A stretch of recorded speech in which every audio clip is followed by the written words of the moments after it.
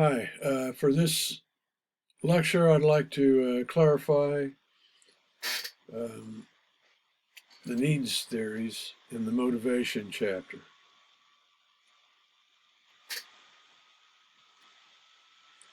To start off with, we have this model of needs versus wants. And you can see um, it's kind of illustrated. And a need is defined as something that is necessary for continued health and well-being, where a want is just something that we will enjoy, yet we can live without. So needs are necessities.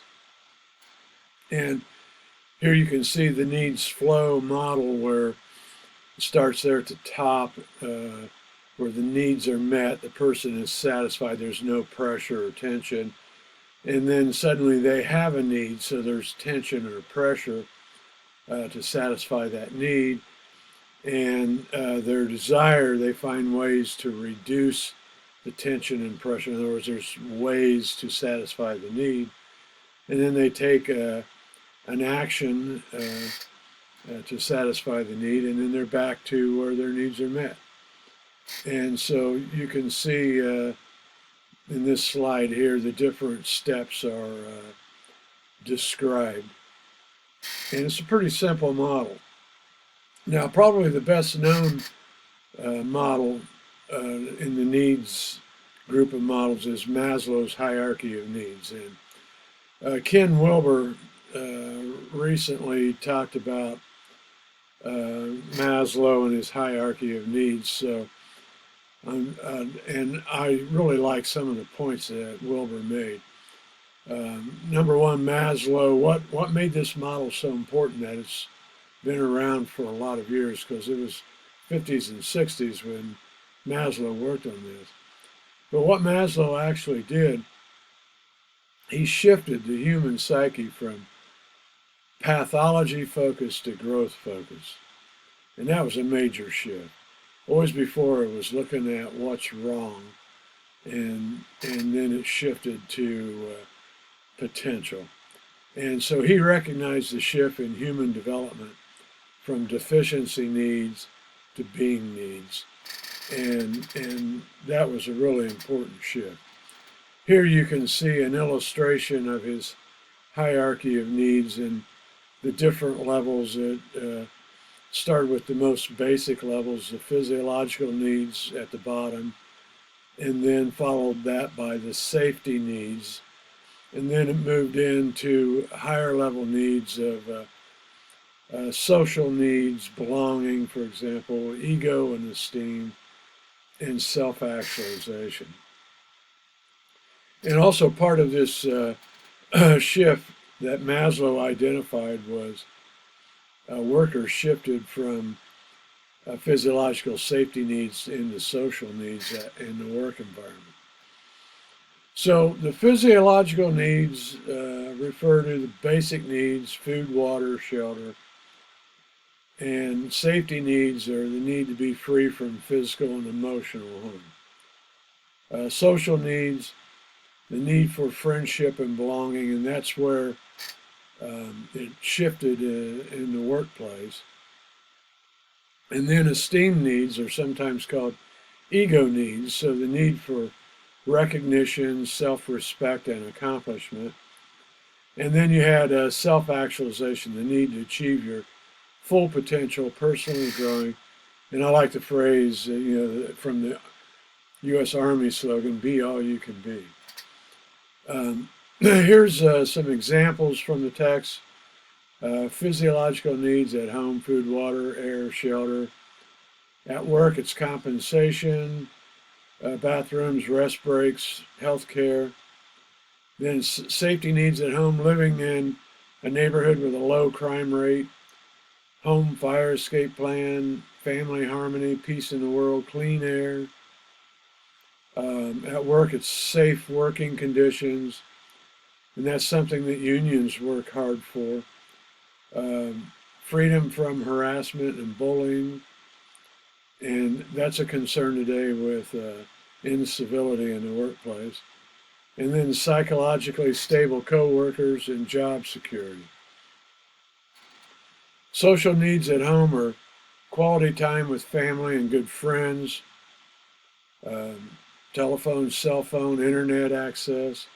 As someone said today, we're practicing social distance, um, but that does not include social connectedness. So we're distancing ourselves socially and connecting ourselves remotely. Um, at work, this is lunch breaks, company picnics, team focus events, positive team atmosphere. In other words, ways to relate to other people. And then you had the esteem needs. At home, it's a trusting relationship, the ability to express yourself freely, involved in encouraging parents. At work, it's respect from coworkers, recognition from your supervisor, opportunity to successfully complete tasks. And then self-actualization, at home, personal growth and reflection time, spiritual practices, peak experiences of joy in life. And at work, it was job autonomy, the ability to define and design your own work, and connect your talents and passion to your work. Now, Wilbur listed 10 important characteristics of self-actualizing people, and I think these help to define it.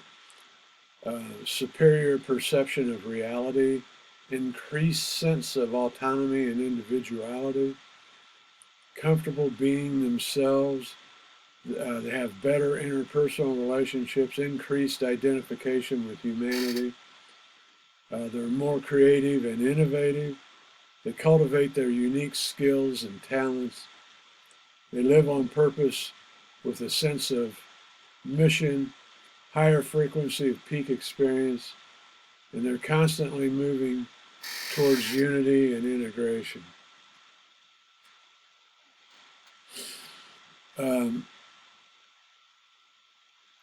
Maslow actually, when he started, shortly before he died, he started thinking about self-actualization, and the problem was that it focused on the individual.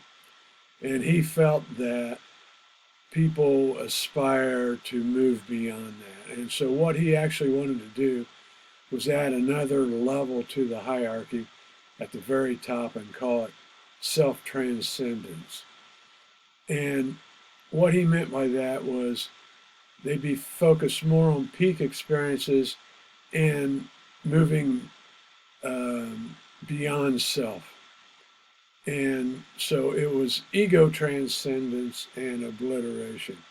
And he thought it was more comparable with the goals of Eastern philosophy. The problem was, before he had a chance to do anything with this, late in his life, Maslow had a heart attack, and then I don't know, not long after that, he had a second heart attack that was fatal. So he never really added that in. That's the best known theory of the needs theories.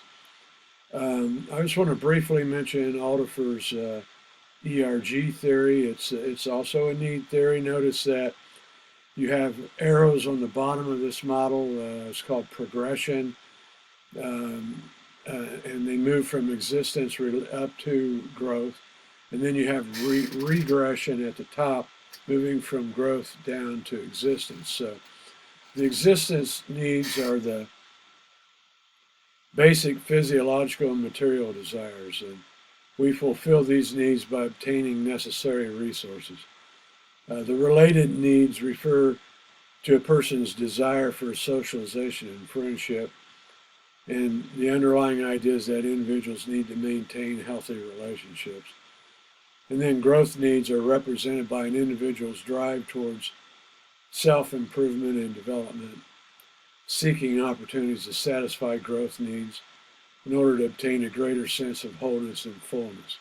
I think you can see how these relate to Maslow's. And the arrows at the bottom indicate progression as the needs become satisfied and moving in through higher levels. And the growth needs can be met only by continued satisfaction of existence and related needs. In other words, if one of those areas is not satisfied, then the person regresses back down. And so the arrows at the top indicate regression. And then finding a way for the employee to pursue growth needs results in greater motivation and performance. So as a manager, that's what you'd be looking for. Now this Herzberg's two-factor theory, I'd like to emphasize, is really a good theory for managers and organizations, and especially in organizations like manufacturing where the environment's really important. And you can see here there's a neutral state in the middle. On the right there's a commitment, a state of commitment, and then on the left is a state of dissatisfaction. And then you can see there's two types of factors, what Herzberg called motivators, which lead to commitment, and hygiene factors, which lead to dissatisfaction. Now, hygiene factors are those things that a person requires to avoid pain. And the key here is they do not motivate. But they do cause dissatisfaction. So, for example, in a manufacturing environment, it might be the temperature, the lighting, the absence of the tools they need to perform their job correctly. These are all hygiene factors. And then motivators are the things that make a job satisfying and motivating.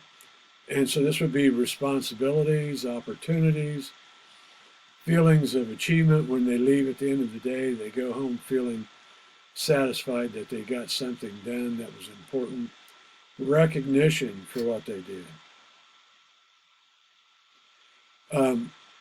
So hygiene factors, good working conditions, appropriate supervisor, co-worker relations, adequate pay and salary, clear and fair company policies, job security. In other words, if you think about it, if you go in an organization, what is it that people complain about?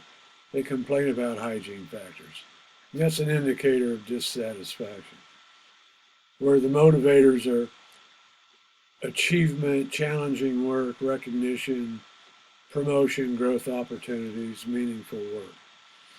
Now you can see there's 4 possible outcomes here. You could have high satisfaction, high commitment. That's where the hygiene factors are satisfied, and so are the motivators. In other words, everything's in place.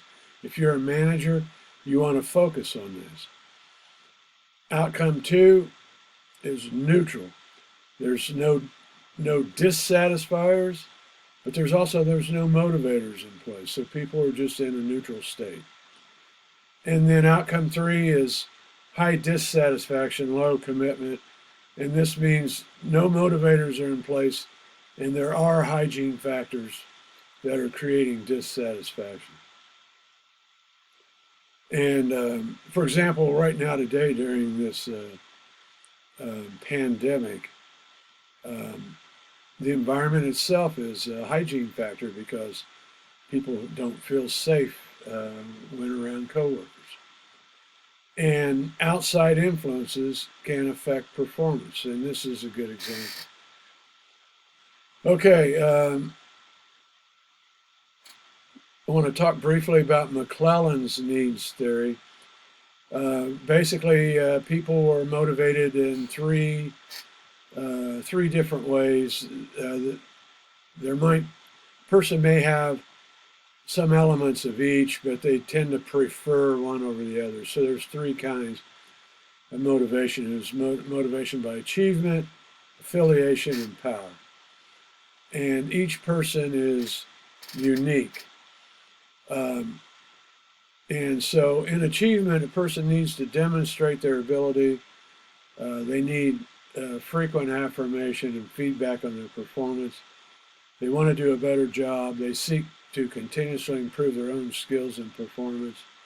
The downside of this achievement was they tend to be uncomfortable delegating. Therefore, they want to do things themselves. And that runs into problems in large organizations if they're a manager of a large area, because it's not possible to function without delegating. In McClellan's research, people scored high in achievement tended to correlate with effective leadership in small business and as entrepreneurs, where they were able to do more of the work themselves. The next one's affiliation is rather see the group receive recognition for contributions in themselves. They prefer group achievement to personal achievement. In other words, they get things done by building relationship. And where they're uncomfortable is enforcing rules. And so what happens over time, if they start making too many exceptions, the rules break down. So it's leadership through networking. And that can be a very effective leadership style in today's economy, because in the global economy, the networking structure is favored. And then, last of all, there was power, derive satisfaction from taking control, getting things organized, taking risks, calling attention to themselves. They're driven by either personal power or organizational power.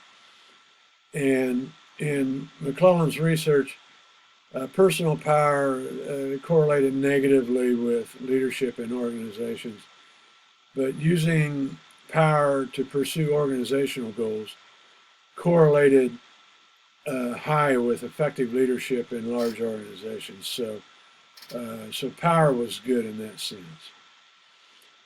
And here you can see this model from the text of integration in needs theories, where it kind of makes a comparison between the models which we talked about. The focus tends to be on the individual. Maslow's hierarchy of needs is like that as well, since he never added transcendence. There's a low order, middle order, a higher order of needs.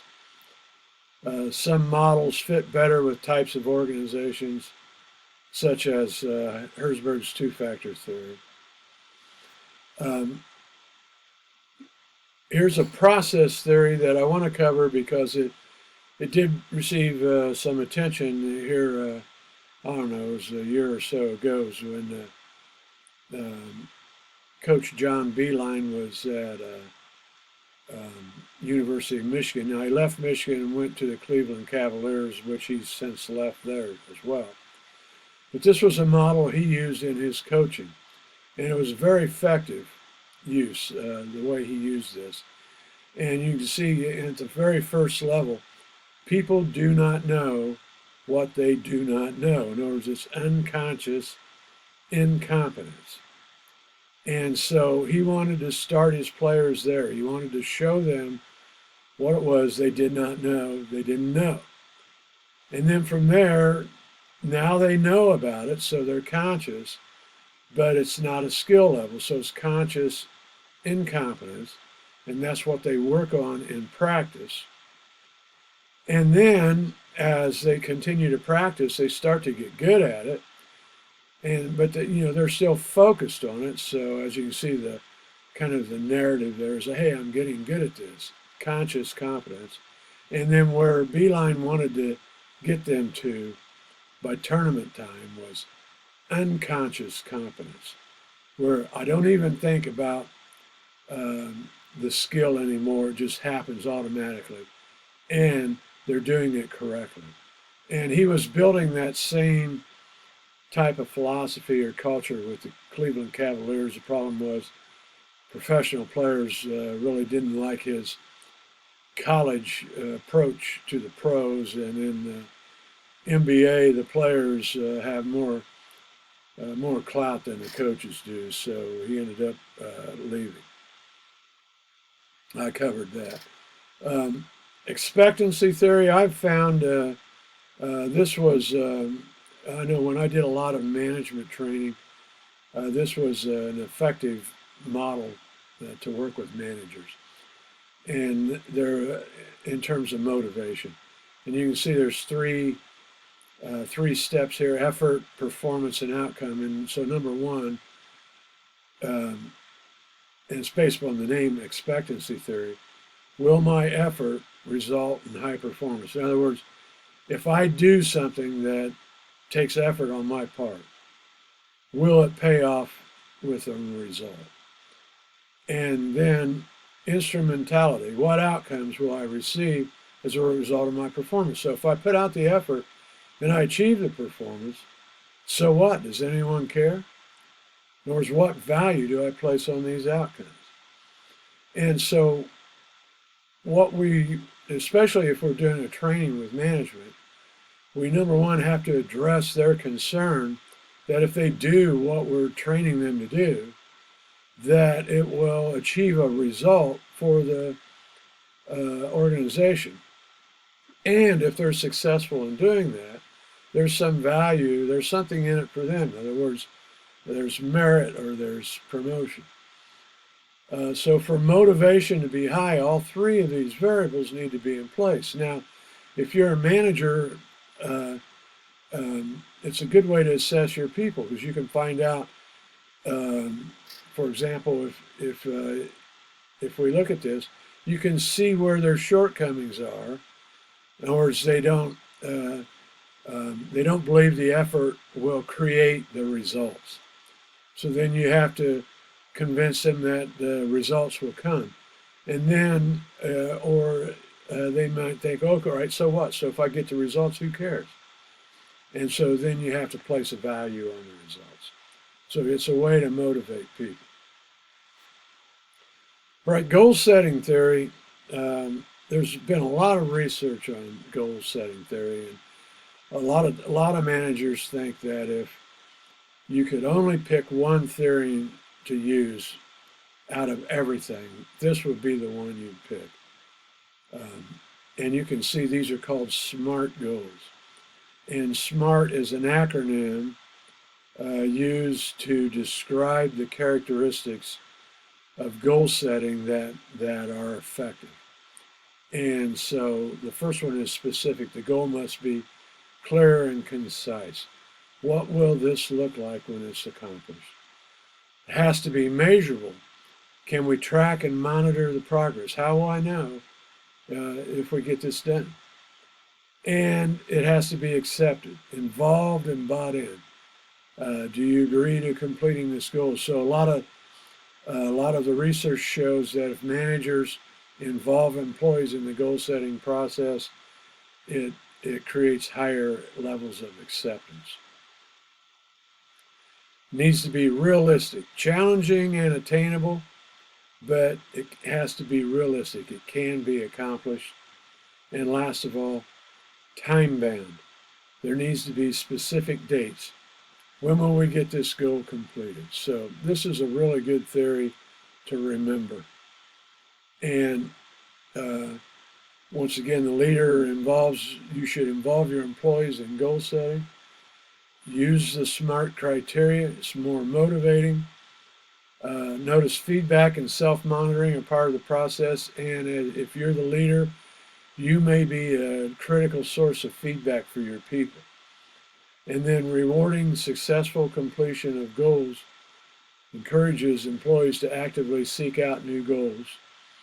And also in expectancy theory, it supports it as well.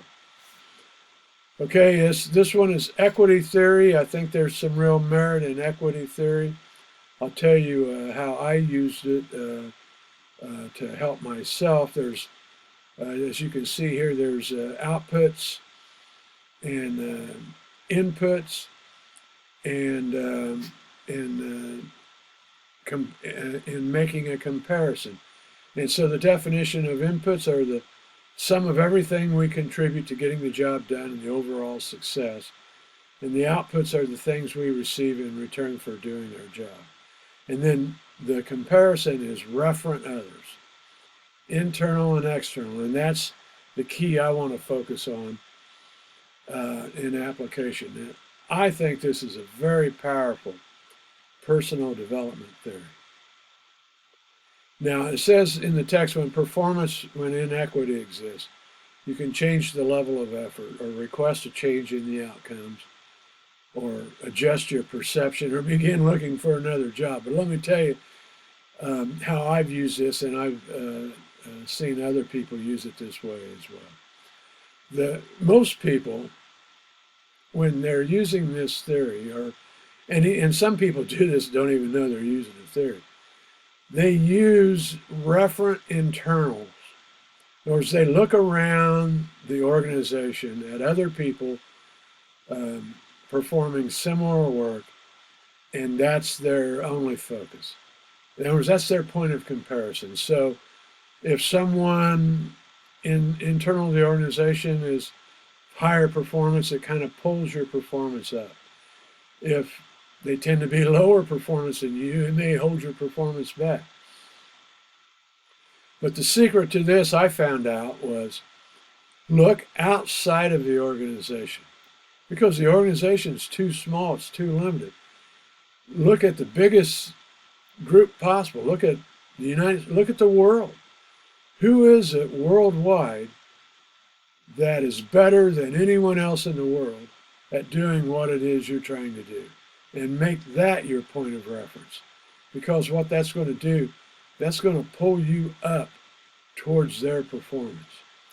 And if you make those comparison points with externals who are high performers, that they're well known for being high performance in what they do, that's the best way to drive your own development.